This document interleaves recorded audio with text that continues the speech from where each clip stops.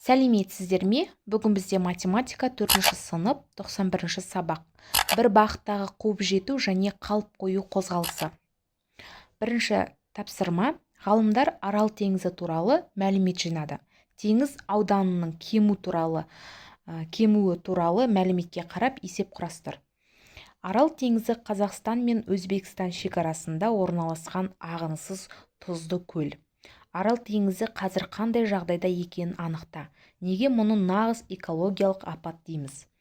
Жылы 1960-2015 теңіз бетінің ауданы 68.900 км квадрат, ал 2015 жылы 8303 км квадратқа азайған. Яғни 1960 жылы 68.900 км квадрат болса, 2015 жылы 8303 км квадрат болған. Қанша метр квадратқа кеміді? 68.900 азайтамыз 8303-ті. Сонда 60.597 км квадрат. 1960-тан 2015 жылдар аралығында Арал теңізінің ауданы 60.597 километр квадратқа кеміген. Екінші тапсырма. Есепті шығар. Арақашықтығы 54 км болатын екі айлақтан бір уақытта және бір бағытта қайық пен қатер жолға шықты. Қатердің жылдамдығы 25 км сағат, ал қайықтың жылдамдығы 7 км сағат. Біраз уақыттан кейін қатер қайықты қуып жетті. Қатер жүріп өткен арақашықтықты тап. Бізде арақашықтық 54 км, В1 25, В2 7 км уақыт және қатердің арақашықтығы белгісіз. Қашықтықты жылдамдығын табамыз. В1-ден В2-ні азайтамыз. 25-тен 7-ні азайтқанда 18 км сағат. Уақытты табамыз. Арақашықтықтан қашықтық жылдамдығын бөлеміз. 54-ті бөлеміз 18-ге 3 сағат. Енді қатердің арақашықтығын табу үшін бірінші жылдамдықты көбейтеміз уақытқа. 25-ті 3-ке көбейтеміз 75 км. Қатер 75 км арақашықтықты жүріп өткен. Үшінші есепті шығар. А кентінен В кентіне дейінгі арақашықтық 120 км. А кентінен 15 км сағат жылдамдықпен велосипедші шықты. Кестені дәптеріңе сызып, оны толтыр. Мұндағы S1 велосипедші жүріп өткен арақашықтық, ал S2 оның В кентіне дейін әлі жүру тиіс арақашықтық. Яғни бізде Т1 кестеге қарайтын болсақ, бізде 1 сағат 15 км бірінші А кенті, ал С 120 км арақашықтығы, ал жылдамдығы 15 км. Енді S1 15 км сағатына, S2 105 км. 2 сағатта бізде 30, S2 90 км. Яғни біз есептейміз 1 сағат В көбейту Т, 15-ті 1-ге көбейтеміз 15 км. S-тан азайтамыз S1-ті, 120-ны азайтамыз 15-ке, сонда бізде болады 105 км. Т тең 2 сағат. 2 сағат бізде 30 км, 120-ны азайтамыз 30-ға 90 км. 3 сағат 15-ті 3-ке көбейтеміз 45, 120-ны азайтамыз 45-тен, 120-дан азайтамыз 45-ті 75 км. 4 сағатта 60 км, 120-ны азайтамыз 60-ға 60 км. 5 сағатта 75 км, 120-дан азайтамыз 75-ті 45 км. 6 сағатта 90 км, 120-дан азайтамыз 90-ды 30 км. 7 сағатта 15 көбейтеміз 7, 105 км, 120-ны азайтамыз 120-дан азайтамыз 105-ті тең 15 км. Ал 8 сағатта 120 км, 120-ны азайтамыз 120, 0 км болады екен. А-әсі А кентінен 15 км сағат жылдамдықпен велосипедте шықты, ал В кентінен оған қарама-қарсы бағытта 20 км сағат жылдамдықпен екінші велосипедте жүрді. Егер екеуі 3 сағаттан кейін кездесетін болса, екі кенттің арасы қанша километр? В1 15 км, В2 20, уақыт 3 сағат, ара қашықтық белгісіз. Бірінші жақындау жылдамдығын табу үшін В1 мен В2-ні қосамыз. Сонда 35 км сағатқа тең.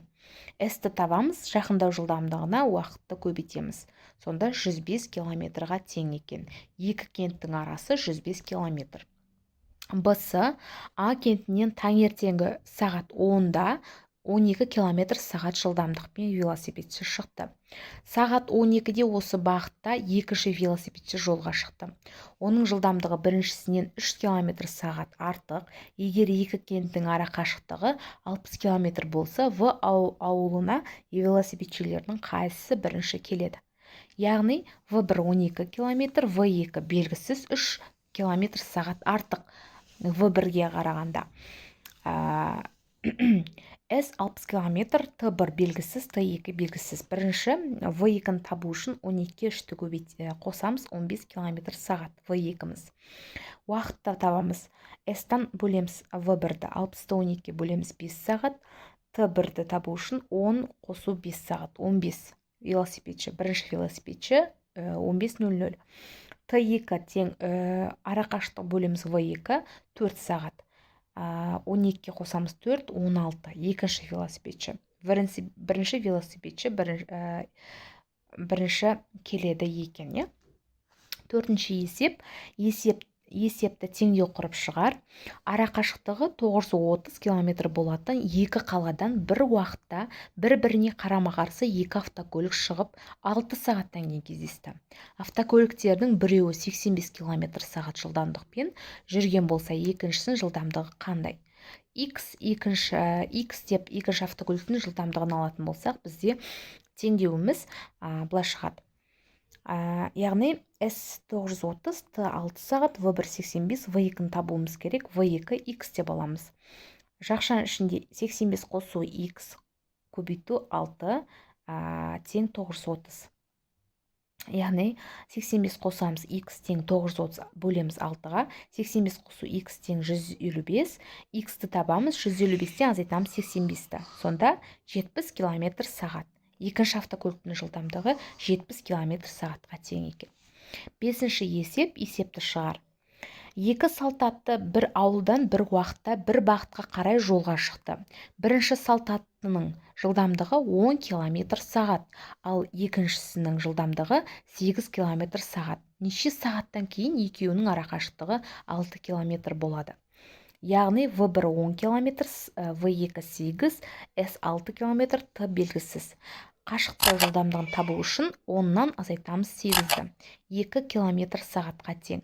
Уақытты табу үшін ара қашықтықты бөлеміз жылдамдық, қашықтау жылдамдығына. 6-ны бөлеміз 2-ге 3 сағат. Екеуінің ара қашықтығы 3 сағаттан кейін 6 км болады екен. Әсі ара қашықтығы 30 км болатын екі ауылдан бір уақытта екі салтатты шығып көлге қарай жүрді. Алыс ауылдан шыққан салтаттың жылдамдығы 12 км сағат, ал жақын ауылдан шыққан салтаттынікі 6 км сағат. Неше сағаттан кейін біреуі екіншісін қуып жетеді? Яғни бізде S тең 30 км, В1 12 км сағат, В2 6 км сағатқа тең. Уақытты табуымыз керек. Жақындау жылдамдығын табу үшін біз 12-ден 6-ны азайтамыз. 6 км сағат болады. Уақытты табу үшін S-тан бөлеміз В-ны. Яғни ара қашықты бөлеміз жылдамдыққа, 30-ды бөлеміз 6-ға 5 сағат. 5 сағаттан кейін біреуі екіншісін қуып жетеді екен. 6-шы есеп, қозғалыс графигіне қара, сұрақтарға жауап бер.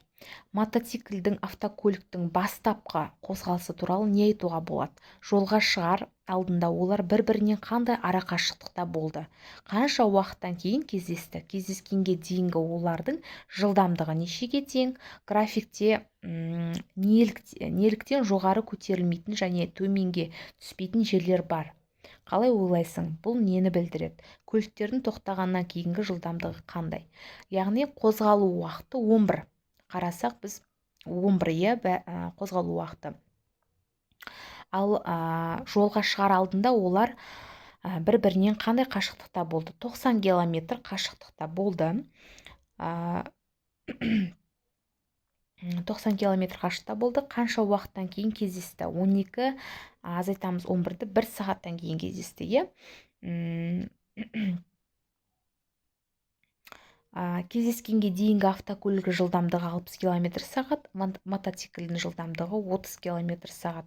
Міне, қарап тұрсаңыздар, көрсетіліп тұр, е? Ал кездескенге қозғалыс аялдамасын көрсететін телім. Тоқтағаннан кейінгі автокөліктің жылдамдығы 30 км сағат, мотоциклдің жылдамдығы 60 км сағатқа тең екен. Әр заттың биіктігін тап. Яғни қағаз қыстырғыш, таяқшалар және бізде иіссу берілген.